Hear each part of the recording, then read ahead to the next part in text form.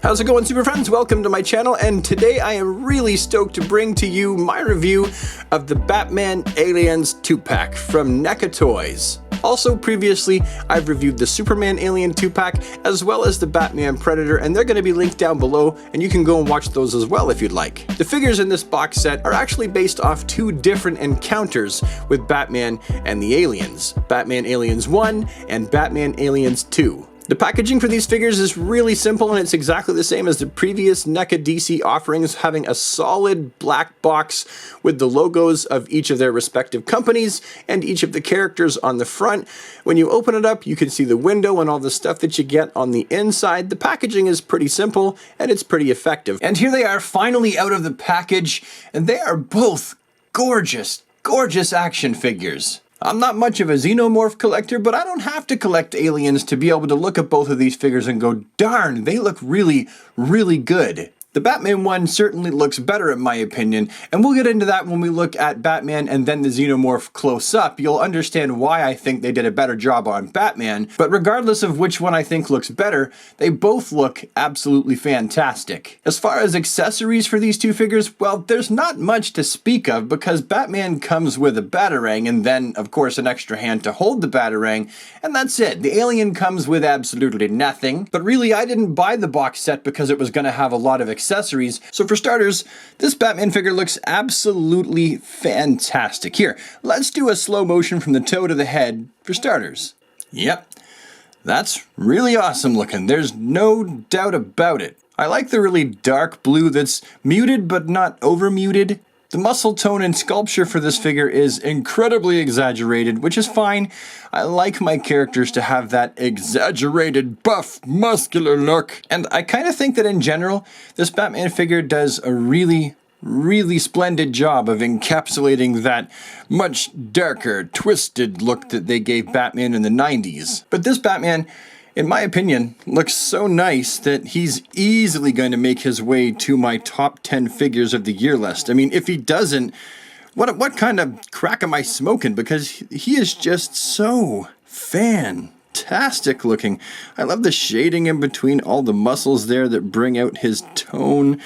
I love the color choices, like with the gold of the buckle and the capsules, and yet you have the straight yellow of the belt. The bat on his chest looks really nice. It's crisp, it's clean, it's stamped well, and the overall color palette of this figure matches really well with, I think, what they were going for. The face sculpt for this figure as well looks really good. Like, I have zero complaints. I love the long devil ear horns and the black underneath the cowl with the white eyes, the no-nonsense grimace. I just really think that they did a fantastic job throwing this guy together for us fans. Because make no mistake, they did do this for us fans just as much as they did it for the money. Now, even though I love this Batman figure, one thing that I will say for accuracy is that NECA didn't really get it right. The Batman that we see facing off against a Joker alien in Batman Aliens 2 is actually a pouch belt solid Batman,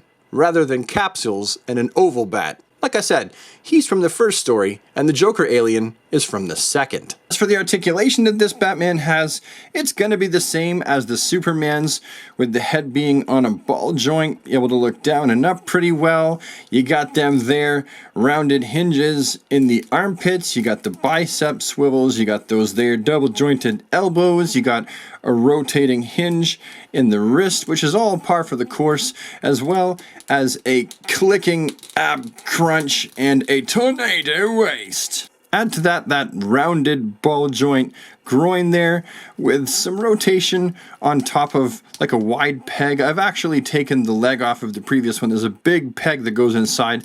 It rotates on that. You've also got double jointed knees, which is becoming of a Batman figure. And you've got rotation here at the top of the boot, as well as a hinge in the ankle that's also a pivot. And finally, you have toe articulation in the form of a little tiny hinge.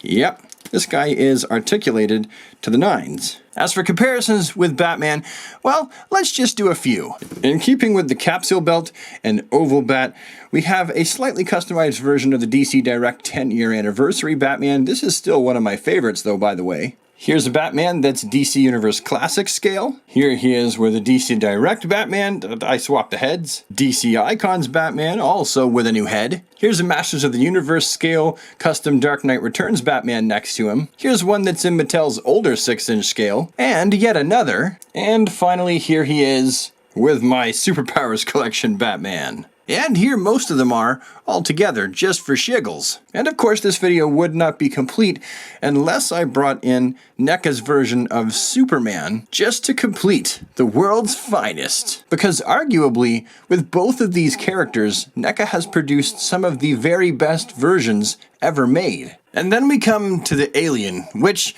as I've stated before, I don't really know enough about. He looks pretty cool for what he is. He looks like a xenomorph alien, only he's painted all white. In other words, he's exactly the same as the last one, only he's got a whitewash over top of him. Not to mention that the dome on top of his head is actually green, and because it's green, when you shine the light on it, you can actually see through it a lot better than the previous one. See, here's the previous one that came with the Superman vs. Aliens 2-pack, and you can't see what's going on underneath. The purple just does not permit you to get a good look. I think that this is really cool because really there is supposed to be stuff going on under there. You just can't usually see it. I will say this though, the Joker alien that NECA has presented us with is actually nothing like the one that we find in issue number 3 of Batman Aliens 2, where the Joker alien comes from. Unless of course you count the cover of the comic where we can see the green dome. As for my previous statement as to exactly how similar these guys are, actually being the exact same body mold, well, see for yourself. Literally exactly the same. And if there are any sculpted differences, I honestly can't see any, because both of their body molds have the exact same definition and skeletal structure, from the rib cage to all the little details down here in the abdomen, the arms, the legs, the tail, literally everything is 100% exactly the same. Both of these fellas came from the exact same mold. Now we're just going to take a few moments to do that slow motion shot from the toes to the head, so you can take a second to really have a good look at this figure without me handling it. That way you can get a good look at the paint apps and the sculpt quality. If you ask me, the white paint seems to be a little bit sloppy, kind of a lot sloppy over top of the xenomorph. I understand that you can get away with that for the most part, but there are some places where the keen eye will notice that things are just a little bit too messy. As for this big guy's articulation, for one, when you open his mouth, you can see that he's got that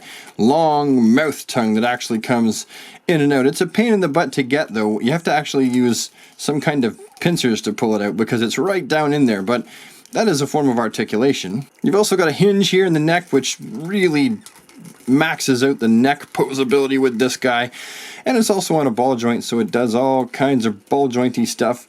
The shoulders for this guy, in the armpits here you can see these hinges, the swivelly rounded ball hinges, and the elbows are double jointed so he can scratch his head or kill people more effectively. Yay! But they also rotate.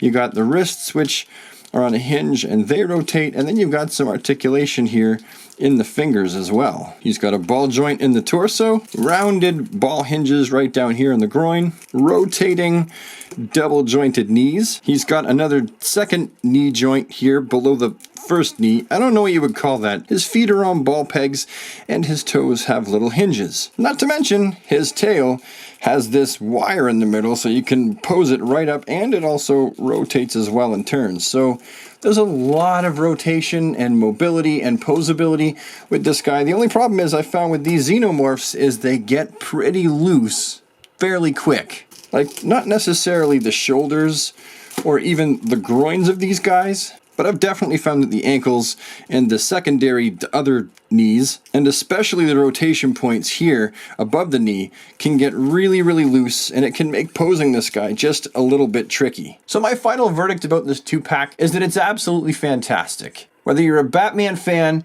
or you're an Aliens fan, you like the xenomorphs, you like the Bat, then this is probably going to be something you're going to want to pick up, at least for one of each of the figures if you're not fans of both. If you're an Aliens fan, come on, Who doesn't want a Joker alien? I will say this, getting your hands on it might be just a little bit tricky because you're gonna have to search it out on eBay, which means trying to find someone who's selling it for a reasonable finder's fee rather than an arm and a leg and the price of your soul. Just sign on the dotted line.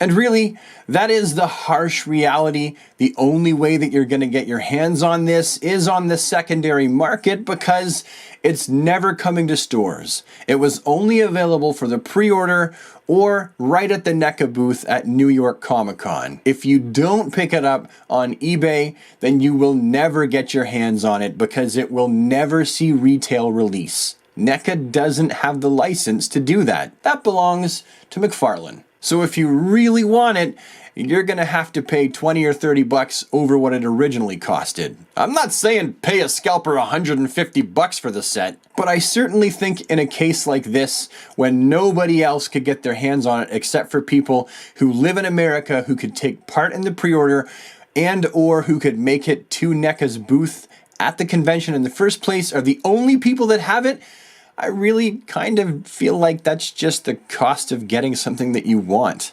The people that could get their hands on it, they got you by the short and curlies, myself included. But I definitely think it's worth owning, if not for the pair of them, at least for the Batman figure. I'm gonna display this guy proudly on my shelf. And he is absolutely, without a doubt, 100% one of the best Batman action figures ever produced.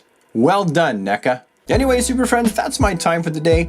So thank you so much for coming back time after time, video after video, showing your support and being interested in my observations and opinions about the stuff that you and I collectively love together. If you think that this is a video that you enjoyed as much as you enjoyed anything else that I've put out, then please take the time to leave me a thumbs up. Any comments you have, you know where they go. And if you're new here and you've never been here before, then I invite you today, on behalf of myself and the rest of the Super Friends, to subscribe to the channel and thus becoming a member of the DC squad. And with that, I'm Outies. Have a DC day, everybody. Take care.